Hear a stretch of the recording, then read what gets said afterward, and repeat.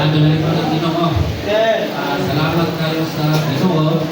Ang imuha sa kasing-kasing sa Diyos mga ang Diyos.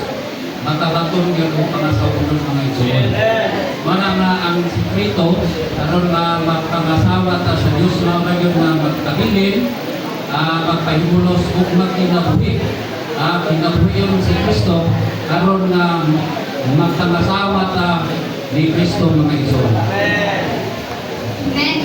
So, sama yun ang asawa sa karon sa kinabuhi kinaiya pagkaiya sa kahayupan na langgam o mga nakulang makita sa Adam. Ikahimpit niya ka ng ikapalis niya. Malayo na Diyos minsan, Diyos Lord. Para mapahimot ang asawa ni Kristo. May lahi solusyon na ison. Magpahimulos lagi ka sa kinabuhi mo lang katapusan na ison. Bisan pa, sa ito pagpaginabuhi mo ison. Kanong na kita, hindi ka mo nagawban ka na to. Sa akong nagyan ka na ison. Ako nagyan gantos. Bisan pa nga nangapandol at ison. Pero huwag yung ko nagalimot sa Ginoo. Patayon na kita may ison. Gusto Lord? Makita gibutan nato ang buhatan sa Diyos sa lugar. Mula ko ang ikas alam sa iyang kapilingon. Ipanayat sa pagkikinis ang mula ko sa iyang pagkasunod. Naglulat ko na namigit. Salamat na mga igsoon.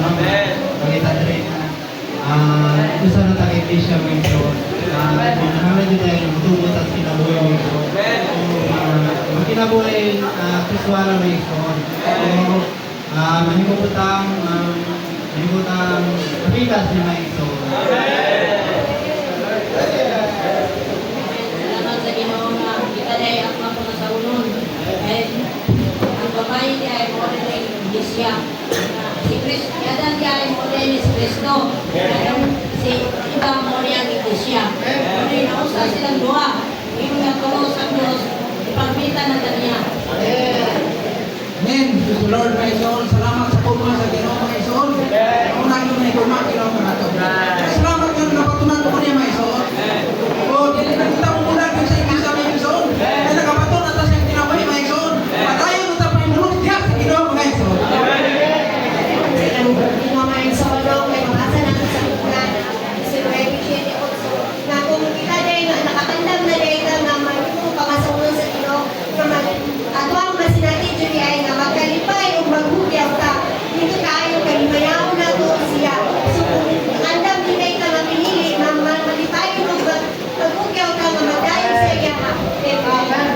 Amen. Salamat sa Ginoo mga igsoon.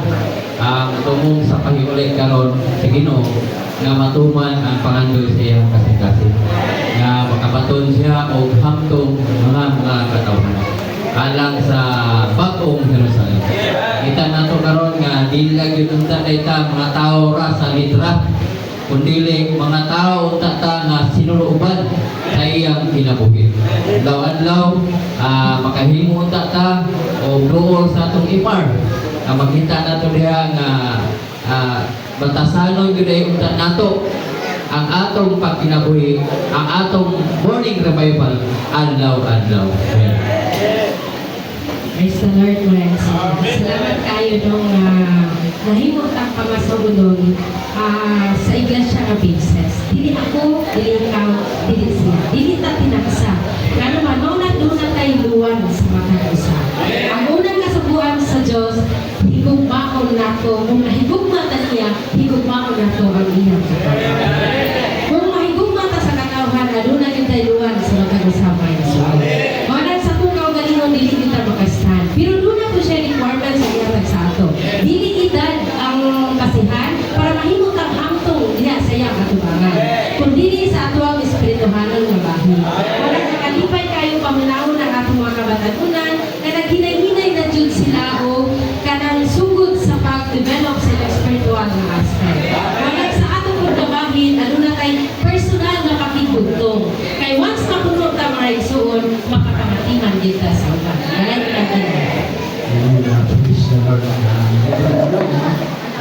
Kitang-tanan na nakasunod naman sa iglesia. Pero doon ang pagkintay ng nangan ng iglesia. Nga naman, araw yun, padayon kung patungkol ng iglesia. Kung sa ang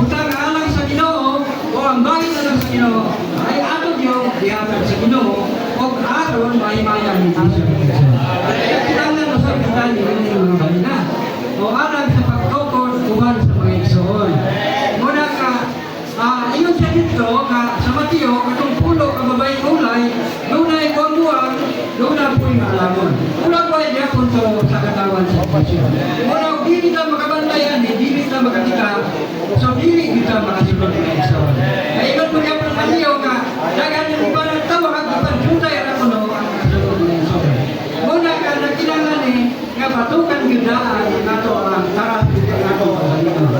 Muna kung dili nato ni mabatukan, dili nato mapangayo sa Ginoo, dili ta makasunod ani mga igsoon. Muna ka, ayon nila mudan sunod nga magkalipay o magugyaw ng mga igsoon. Kung ta makahugyaw ta, kuna ta sa espiritu. Mausa ta sa Ginoo mga igsoon. Kuna ta sa espiritu at dawan. Kay walay mututo na to mga igsoon. Kay doon na tayo konsensya. Amen. Kung wala ka espiritu, dili ka kauyaw. Muna, salamat sa Ginoo. Kay mayong lino, uban yun si Kristo na mga igsoon. Kung sa mahimot ang pangatawag.